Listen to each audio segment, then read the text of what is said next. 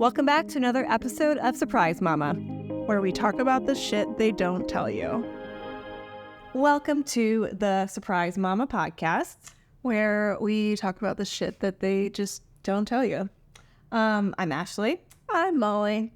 Welcome back. Welcome back. This is what episode? Episode 3. Oh, no, I feel like I'm let us. Let's go. This week, we are going to discuss returning to work after maternity leave. So the transition of returning into the workforce when you have just been with your baby nonstop for however long your maternity leave was. Yeah. And this is fitting because Molly just went back to work after her maternity leave. So we felt like it was her first week back. It just was a good time to delve a little bit into this topic so we can get some fresh feelings about it and some fresh thoughts behind it. And maybe too fresh. Too fresh. Time will tell. Maybe we'll do a follow-up episode down the road and we'll see what happens. I'm not going to tell any of my coworkers about this podcast. Just kidding. But so that's what we're talking about today. But last week we did talk about hormonal changes and we hit heavy on the night sweats. So if you haven't listened to that episode, go back and listen to it. It will prepare you for everything. Mostly night sweats. But it's a good listen. Yeah. So yeah. All right. So returning to work. Yeah. After maternity leave. Both Molly and I returned to work. Now, obviously, not every woman does. Some women do. It's kind of, I think it's changed a lot over the years, just kind of what that looks like, just because of economics or just women wanting to be in the workforce and having the ability to do that. But I did look up some facts. So back in 1950, again, all these facts, we look them up and I'm Googling them from it seems like reputable sources.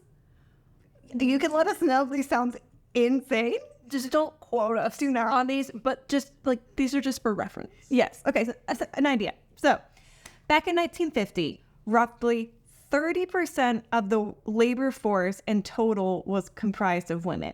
Mm-hmm. So this was after World War II. At this point, I think more women were entering the workforce, but it was still 30%.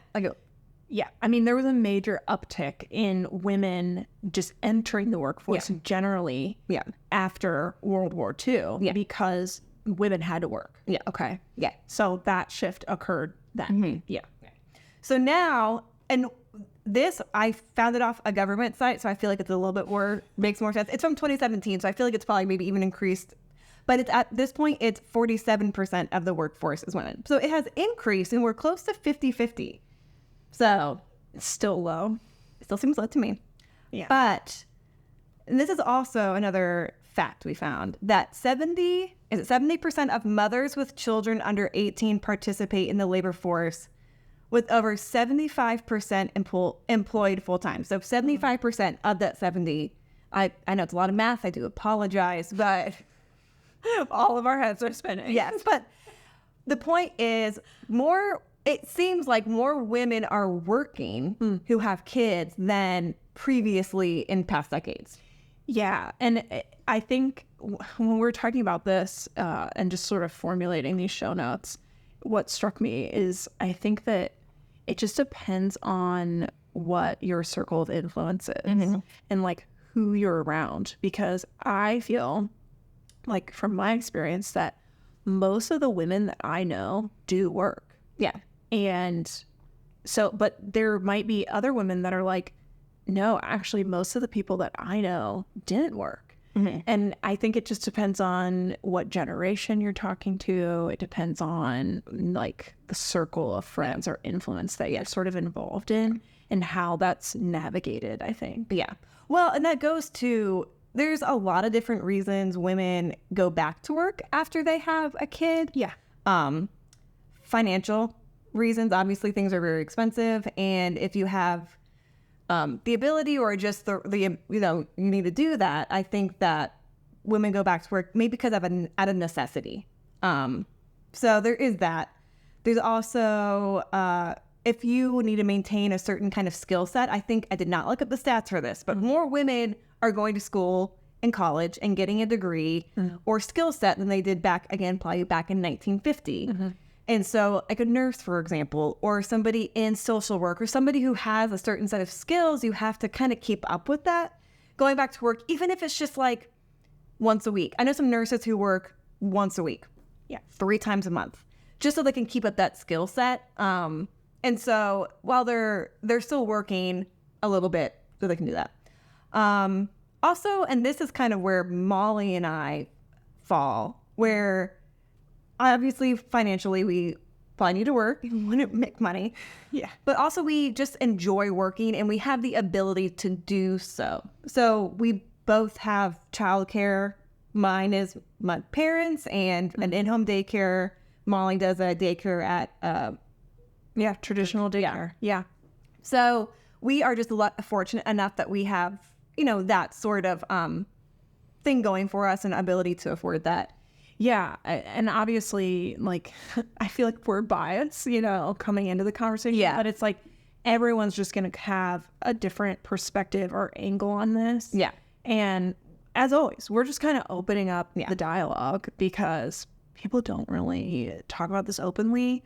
Or I guess my experience recently has been like, I think it was overwhelming what people's reactions were. Yeah. And it could vary across the board, like whether that was negative of, oh, you're going to go back to work, or kind of like surprise, or, oh, like, I'm so sorry. And I'm like, I do have really heavy feelings about this. It is so hard to leave your kid, but it's not necessarily bad. Yeah. And so I think that's kind of like why we want to talk about this. And I think too, I've seen a lot of things on like social media and stuff where for women, I feel like a lot of times it feels like you're not making the right choice ever. Like we want to stay at home to be with our kids because we love our children. We want to take care of them. And so if you go back to work, you're making the wrong choice because you're not taking care of your kid at home. But if you are staying home taking care of your kid at home, then you're not contributing to the family. You're not making money. And, or if you're doing, I just feel like, I think in society that you're hearing so many different voices about what choices you should be making. And it always feels like you're making the wrong choice. I don't know. Yeah, I agree with that. And I think that when we kind of share our experiences now in this topic I think it's just one that you have to make personally based on your situation. Yeah. And it might feel good or it might feel not as good, but that doesn't mean that it's wrong. Yeah. Okay.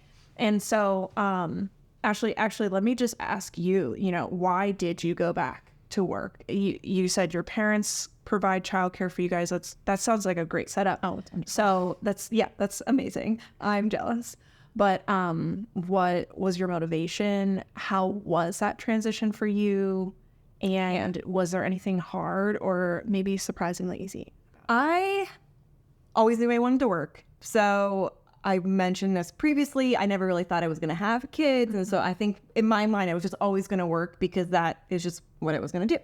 So when my husband and I actually discussed having a kid, it was very, very much on the basis that I would go back to work. I like working. I don't really like having downtime. That is a flaw sometimes. But I don't know. I like working. I like using my mind in that specific way. And so when we had our daughter, I had the 3 months off, which was great. And then going back, I fully expected to just be right back into it. I feel like this is a theme for you. You're like, gonna hit the ground running, no doubts. That's fine. I'm going to. I love it about you. I actually love that about you, though. Freaking nail it. I'm gonna nail it. But, and you'll have to, again, you're very fresh going back to work, but I feel like it took me at least until my daughter was 6 months old for me to finally be like, oh, my brain's functioning at the pace that it somewhat was beforehand. Because when I went back to work, again, my parents watched her 2 days a week, but at that time we had her home 3 days a week. Oh, wow. Yeah. I forgot that. That challenging? Yeah. How did you do your job? Actually, my job is great, but and my daughter is very good at very independent. And so she would entertain herself all the time. I mean, babies at that age at 3 months, they're sleeping still all the time. And my husband also works from home. That's also an important factor in this. My husband also works from home. So we were able to tag team taking care of her. But it was still a lot of mental load because if she was in the home, it was still like, okay, I have to feed her now. Or, my husband has to feed her to make sure she gets down for her nap at the right time. Like, still coordinating her schedule a lot. Or if she had a poopy diaper. Like, your attention's always divided. Yeah. I think that's the hard part. Yeah. Because we really brainstormed and tried to figure out, could I stay home and like work from home? And I had that option, but I just know that I couldn't take care of my daughter and do my job. It's just not possible for me. Yeah. I'm not good at the split attention so much. And if your husband isn't working from home as much, again, we just had that ability to do so because we both work from home, and it was great. And my parents lived down the street. It was a great setup. Eventually, she got to a point where we're like, we can't. She's like, was one, and she's running around the house, and we're just like, we have to do something else on these other days. So we found an in-home daycare, and she's fantastic. She also lives down the street. That's great. And it's great because I don't have to think about her during the day. That sounds... but I don't have to worry about feeding her or like her naps, or I don't have to worry about any of that. And I can 100% of my focus is on what is in front of me. Yeah. So do you think, okay, so this is a question. Do you think that it's allowed you to enjoy her in different ways when you are with her? Just trying to look at a positive angle of this, I think when a lot of people should think or just try to make decisions on how to handle their childcare situation if they're going back to work, it's kind of looked at as like, oh, I am missing out.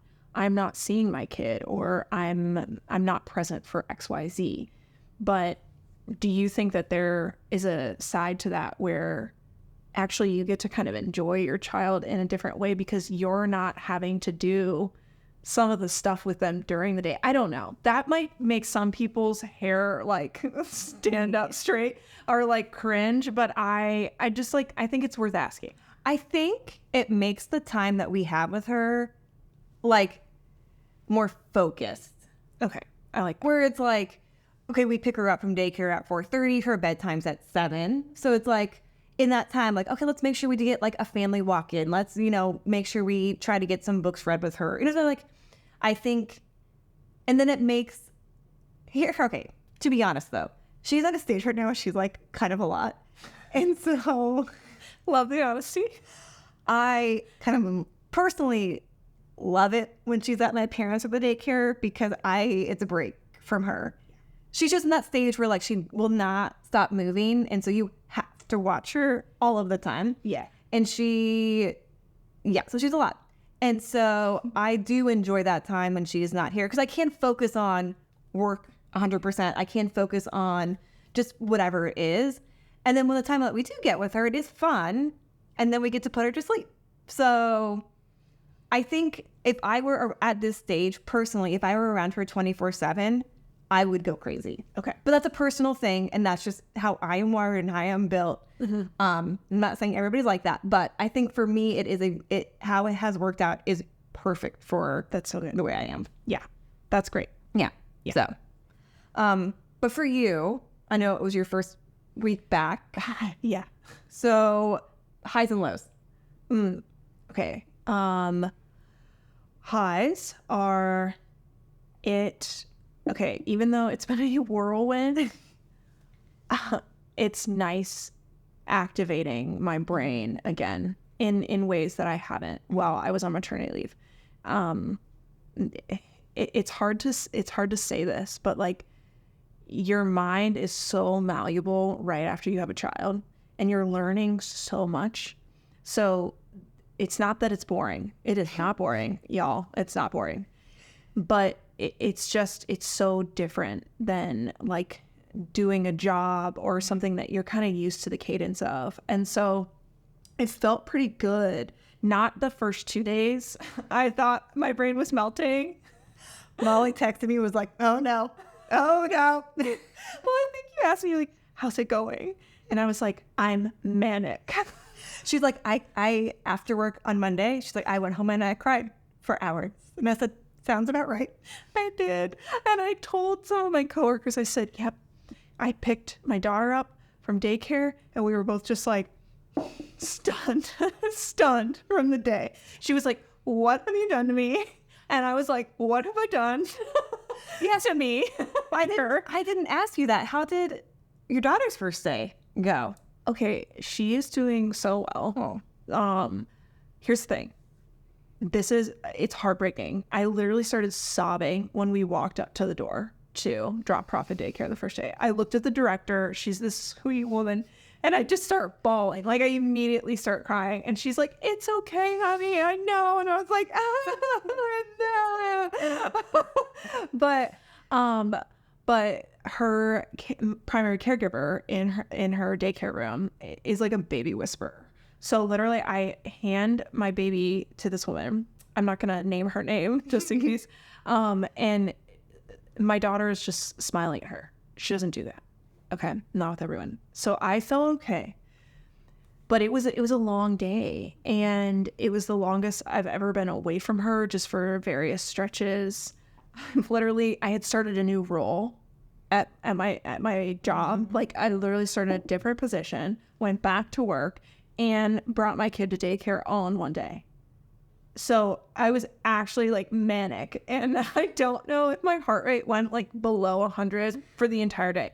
So when I got home, I'm like sitting in her nursery, I'm feeding her, and I'm just bawling. And I was like so sad and just overwhelmed, I think.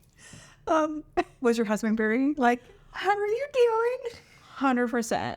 So supportive. Was like, are you like, just actually like knew what to do. Mm-hmm. And he actually just left us together for a little while because I just needed to be with her. And it wasn't just that I was sad. Like, yes, there was some of that, but I was just so overwhelmed. Like, my nervous system was just like, oh my gosh. And I just felt like overwhelmed. I don't know how else to put it. So that was like my first day. And not to scare anybody, but most people don't start like a new role and job and send their kid to daycare on the same day. And I will say, I had even texted Molly this. I'm like, it gets easier. I mean, I think I feel like it's a whiplash because you have this job while you're pregnant. You have a job, you're working. Yeah. You have this baby. Your life has changed. Your body is still going through hormonal changes. And then you're trying to go back to this job and act normal. your brain is like, I'm still trying to keep up. I was like, this baby. I got maybe like 5 hours of sleep. So like I'm still feeding her twice a night. Okay. So I'm still up throughout the night. And you're like trying to act normal. You're trying to keep up. You're like, how do I write an email? Like, how do I do anything? And all the while you're dealing with separation anxiety. All of this is normal. Okay. So I'm talking to some of my coworkers and they're like, yeah, I went through that too. It's really hard. And I cried too. But there's some reassurance in that. So I felt okay. But I will say, throughout the week, it did get a little bit easier each day. Like knowing how much milk to pack for her, which we can honestly do a whole episode on something like that because it's so confusing. How much do you feed your kid and send with them? Yep. And then like just everything, like how do we prep the night before? Just knowing kind of, okay, I know that I'm going to see her midday because her daycare is close to where I work and I can go nurse her on my lunch breaks. So I think that eased the blow a bit. So all that is to say, okay, I chose to go back to work and there are various reasons for that. But that didn't make it easy for me. I think I was surprised at how much I kind of didn't want to go back to work on my maternity leave. And I never would have pinned myself as someone like that. And I think that's growth for me. Do you think it's because you were so removed from it at that point. And your baby now is like your sole responsibility. I think it's more than that. I think yes, and that I'm surprised by this. I just stopped caring about other stuff. It was like, yes, she's my sole responsibility now, but I also was like, she just matters more than anything else now. And what was happening at work or some of my potential growth at work, I just was like, it just is not the forefront of my life anymore. And in some ways, I feel like it's gonna make me better at my job because I have to be efficient, people. It all crystallizes. When you go back to work and you're apart from your kid, everything's crystallized. You're like, I get stopped in the hallway by someone and I don't have time. I'm like, hey, sorry, I gotta go. Like, I can't sit here and talk. I gotta go pick up my kid. And I don't feel bad about it. Yeah. It's just like, it just makes you like efficient. I will say, I think that I like what you said about like the soul, like just, I remember going back to work, or just even now, I think some of the stuff in my life that I cared so much about that I thought were so important, and just, I don't even know what. Now I'm like, I have a lot of responsibilities in my life now, and they just don't matter anymore, or they don't matter as much. Yeah. And I think having a kid has helped like give me a better idea of what actually is important. And some of the peripheral stuff, which I'm not saying is out of my life, but just like it isn't as big a part of my life anymore, because honestly, they just aren't that important to me anymore. Yeah. So I can kind of hone in on just like, you know what? Like, I have these responsibilities now. I have my kid. We have 2 dogs. I got, a husband and friends. And it's like, I just don't, some of the other stuff doesn't matter as much as it did before I had a kid. Yeah. And I have so many thoughts. Yeah. There's so many thoughts.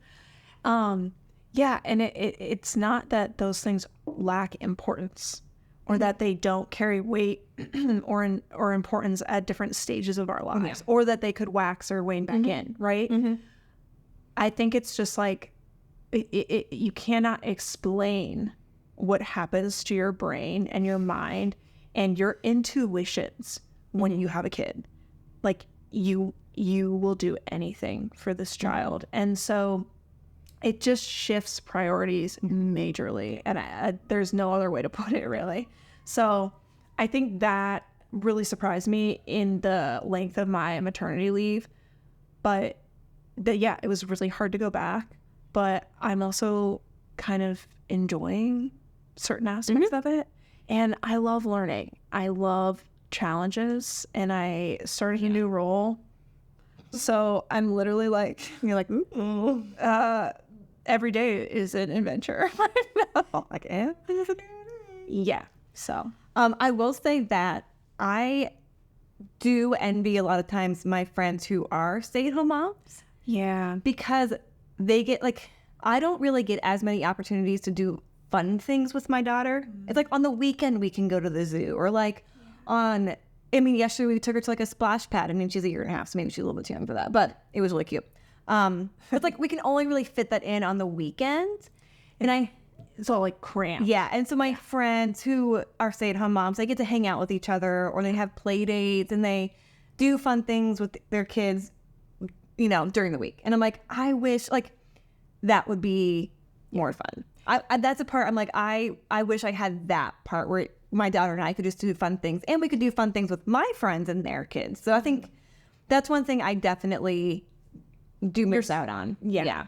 Because I think, that's the reality is there's trade-offs, I think one of the trade-offs that my husband and I talked about in the same vein of conversation, where I said, honey, like, it's hurting me to think about the fact that I'm not going to be the person that sees these things maybe first with her, or I'm not going to be the one that's like nurturing her into these developmental milestones. And that's really like, that's actually still making me sad, and I'm still having to process that.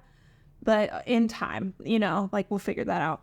But in that vein of conversation, we just talked about, we're like, okay, that is such an honorable thing to be able to do with your kid, to stay home with them, to nurture them, and to provide those developmental needs for what your kid for your child. Sorry, but it's also honorable to say, I'm going to work so that I can provide for needs in other means and other ways.